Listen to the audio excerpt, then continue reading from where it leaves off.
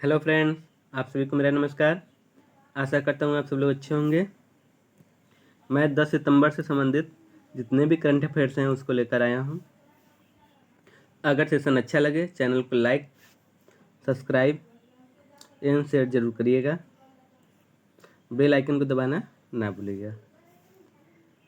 चलते हैं क्वेश्चन पर, देखते हैं पहला क्वेश्चन क्या है।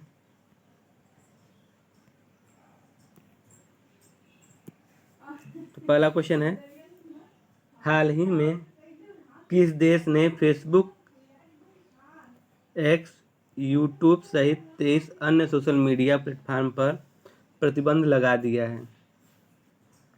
तो किस देश ने जितने भी सोशल मीडिया हैं उस पर प्रतिबंध लगा दिया है? तो ऑप्शन है भूटान, नेपाल, बांग्लादेश, म्यांमार। नेपाल, भूटान, बांग्लादेश, म्यांमार। तो इसका राइट आंसर हो जाएगा option number B, Nepal. Nepal ने 4 सितंबर को अपने देश में जितने भी सोशल मीडिया थे 23, 26 उस मीडिया प्लेटफार्म पर प्रतिबंध लगा दिया था, जिसकी वजह से नेपाल में बहुत ज़्यादा विरोध हुआ इसका, और जिसके बाद नेपाल की सरकार ने फिर दोबारा 9 सितंबर को इसे दोबारा लागू कर दिया है। मतलब इस बैन को हटा दिया। 9 सितंबर को इस बैन को हटा दिया गया। ठीक।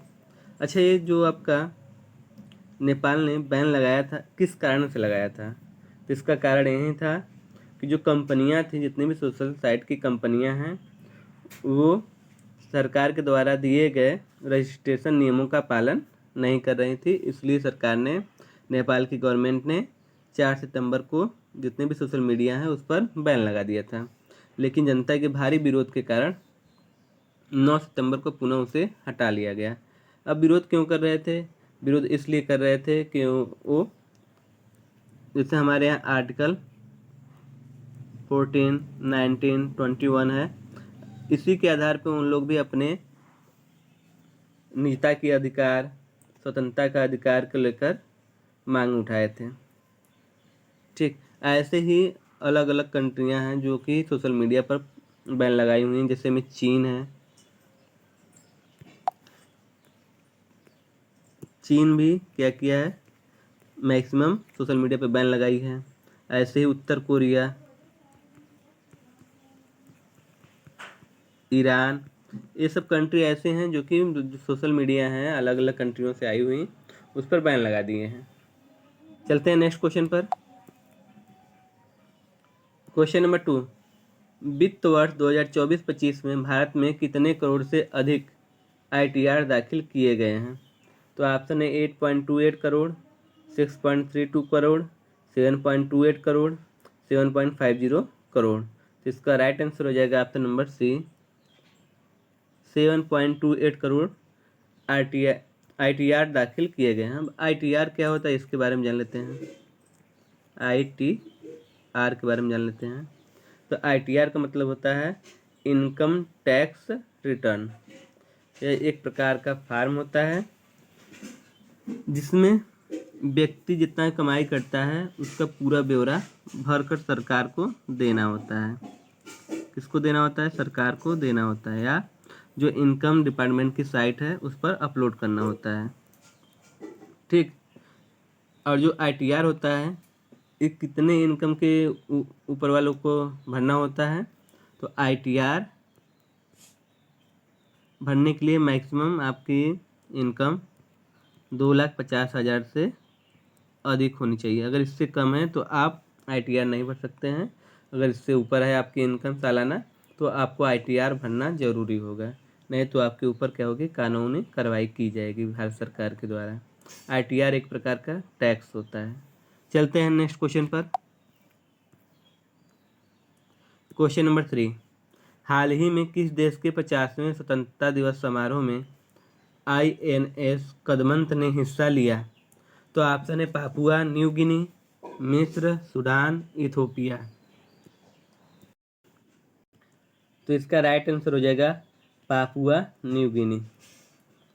तो पापुआ न्यू गिनी के 50वें स्वतंत्रता दिवस पर जो भारत का INS कदमत है उसने भाग लिया था। अब पापुआ न्यू गिनी के बारे में बात कर लेते हैं। Papua New Guinea, Papua New Guinea Australia के उत्तर में स्थित है, जो कि ओशिनिया महाद्वीप का भाग है। किसका भाग है? ओशिनिया महाद्वीप का भाग है। ठीक, ऑस्ट्रेलिया के उत्तर में स्थित है और ऑस्ट्रेलिया का गुलाम भी रह चुका है। जो आपका पापुआ न्यू गिनी है वो ऑस्ट्रेलिया के कब्जे में भी रह चुका है। ठीक, यहाँ प्रशासन इंग्लैंड के ब्रिटिश जो महारानी है उनका चलता है। ठीक,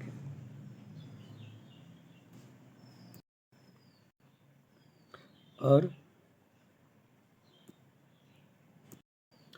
पापुआ न्यू गिनी की राजधानी क्या है? तो इसकी राजधानी है पोर्ट मोरेस्बी।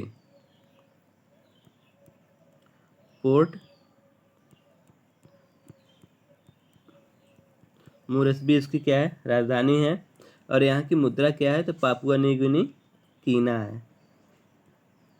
न्यू गिनी कीना यहाँ की करेंसी है। पापुआ न्यू गिनी क्यों फेमस है? विश्व में पापुआ न्यू गिनी फेमस क्यों है? तो इसलिए फेमस है क्योंकि यहाँ डाइविंग और अंडर वाटर वर्ल्ड में, पूरी दुनिया में इसके लिए फेमस है, डाइविंग और अंडर वाटर के लिए। ठीक है, अब बात कर लेते हैं INS कदमत के बारे में। INS कदमत यह भारतीय नौसेना का एक जहाज है। जिसका विकास क्यों किया गया है? जिसका विकास किया गया है पनडुब्बियों का पता लगाने और उसको नष्ट करने के लिए। पनडुब्बियों को नष्ट करने के लिए INS कदमत का विकास किया गया है। ठीक, चलते हैं नेक्स्ट क्वेश्चन पर। क्वेश्चन नंबर 4, यूनेस्को द्वारा घोषित अंतर्राष्ट्रीय साक्षरता दिवस प्रत्येक वर्ष किस तारीख को मनाया जाता है? 8 सितंबर, 7 सितंबर, 9 सितंबर, 10 सितंबर। तो यूनेस्को द्वारा घोषित अंतर्राष्ट्रीय साक्षरता दिवस प्रत्येक वर्ष 8 सितंबर को मनाया जाता है। 8 सितंबर को मनाया जाता है। तो इसका राइट आंसर हो जाएगा ऑप्शन नंबर ए। बात कर लेते हैं अदर जो डेट है उनके बारे में। 7 सितंबर को कौन सा डे मनाया जाता है? तो 7 सितंबर को ब्राज़ील इंडिपेंडेंस डे मनाया जाता है। मतलब ब्राज़ील अपना स्वतंत्रता दिवस मनाता है। ब्राज़ील अपना स्वतंत्रता दिवस मनाता है। 9 सितंबर को क्या मनाया जाता है? तो वर्ल्ड फर्स्ट एड डे मनाया जाता है। वर्ल्ड फर्स्ट एड डे मनाया जाता है। और हिमालय दिवस भी इसी दिन मनाया जाता है।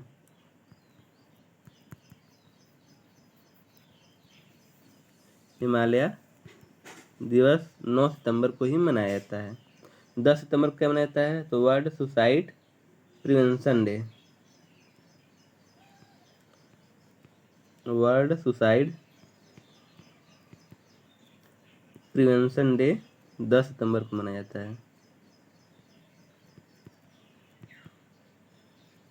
चलते हैं नेक्स्ट क्वेश्चन पर। क्वेश्चन नंबर 5, नमूना पंजीकरण प्रणाली SRS रिपोर्ट के अनुसार वर्तमान में भारत का कौन सा राज्य प्रमुख स्वास्थ्य और जनसंख्या संकेतकों में अग्रणी है? तो ऑप्शन है तमिलनाडु, केरल, आंध्र प्रदेश, नई दिल्ली।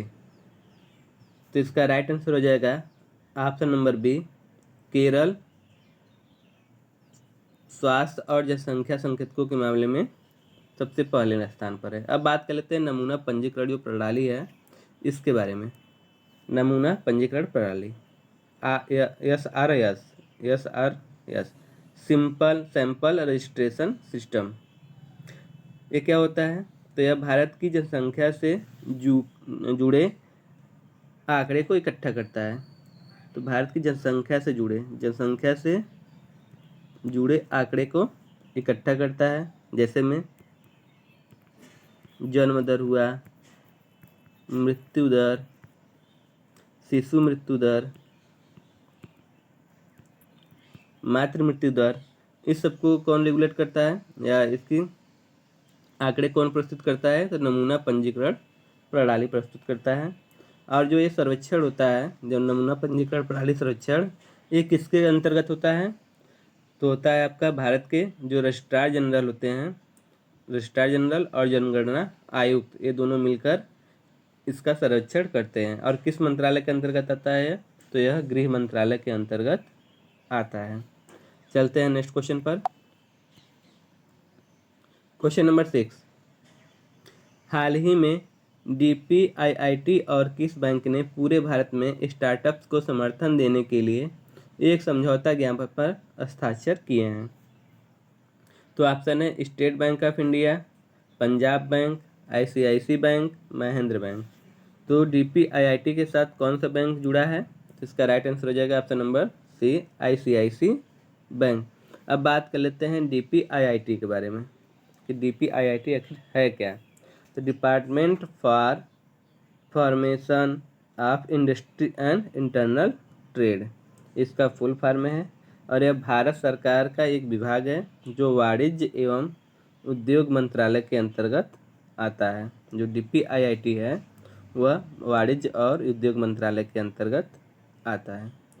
अब ICICI बैंक के बारे में बात कर लेते हैं। जो ICICI बैंक है इसके बारे में, इसकी स्थापना कब हुई थी? तो 1994 में हुई थी। और इसका मुख्यालय कहाँ है? इसका मुख्यालय है मुंबई में है। ये भारत का दूसरा सबसे बड़ा निजी बैंक है। प्राइवेट बैंक में सबसे बड़ा दूसरा बड़ा है। HDFC इसके पहले है, फर्स्ट नंबर पर HDFC है और ICICI दूसरे नंबर पे है। ठीक है। ICICI का फुल फॉर्म क्या होता है? Industrial credit and investment corporation of India. चलते हैं नेक्स्ट क्वेश्चन पर। क्वेश्चन नंबर 7, हाल ही में लेविज ने किस अभिनेत्री को अपना ग्लोबल ब्रांड एम्बेसडर नियुक्त किया है? तो ऑप्शन है आलिया भट्ट, दीपिका पादुकोण, कृति सेनन, कंगना रनौत। तो इसका राइट आंसर हो जाएगा option number A, Alia Bhatt. Alia Bhatt को लेविस ने अपना ग्लोबल ब्रांड एम्बेसडर बनाया है। अभी लेटेस्ट की न्यूज एक और है कृति सेनन के बारे में। कृति सेनन को संयुक्त राष्ट्र जनसंख्या कोष ने लिंग समानता के लिए उनको गुडविल एम्बेसडर के रूप में नामित किया है। मतलब कृति सेनन को जो जेंडर इक्वलिटी है इसको बढ़ावा देने के लिए, जेंडर इक्वलिटी को बढ़ावा देने के लिए संयुक्त राष्ट्र जनसंख्या कोष ने इनको गुडविल एम्बेसडर के रूप में चुना है। चलते हैं नेक्स्ट क्वेश्चन पर। क्वेश्चन नंबर 8, 7 सितंबर को किस देश ने अपना 203वां स्वतंत्रता दिवस मनाया है? तो ऑप्शन है रसिया, ब्राज़ील, अमेरिका, ऑस्ट्रेलिया। तो इसका राइट आंसर हो जाएगा option number B, Brazil. Brazil ने 7 सितंबर को अपना 203वां स्वतंत्रता दिवस मनाया है। जस्ट इसके ऊपर भी हमने 7 सितंबर के बारे में बात किया था। अब ब्राज़ील की राजधानी क्या है? ब्रासीलिया। ब्राज़ील की राजधानी ब्रासीलिया है। और यह जो ब्राज़ील कंट्री है यह किस कॉन्टिनेंट में आता है? दक्षिण अमेरिका का सबसे मजबूत देश ब्राज़ील ही है। ब्रिक्स, जो ब्रिक्स संस्थान है इसमें भी सदस्य है, ब्राज़ील इसका भी सदस्य है। चलते हैं नेक्स्ट क्वेश्चन पर। क्वेश्चन नंबर 9, केंद्रीय मंत्री श्री प्रहलाद जोशी 10 सितंबर 2025 को कहाँ नवनिर्मित अत्याधुनिक रासायनिक प्रयोगशाला का उद्घाटन करेंगे? तो ऑप्शन है नई दिल्ली, कानपुर, गाजियाबाद, नोएडा। नई दिल्ली, कानपुर, गाजियाबाद, नोएडा। तो इसका राइट आंसर हो जाएगा ऑप्शन नंबर सी, गाजियाबाद में केंद्रीय मंत्री श्री प्रहलाद जोशी 10 सितंबर 2025 को अत्याधुनिक रासायनिक प्रयोगशाला का उद्घाटन करेंगे। ये लास्ट क्वेश्चन था। आशा करता हूँ आप सभी को जितने भी क्वेश्चन थे अच्छे समझ में आया होगा। अगर सेशन अच्छा लगा हो चैनल को लाइक, सब्सक्राइब एंड शेयर जरूर करिएगा। Thank you.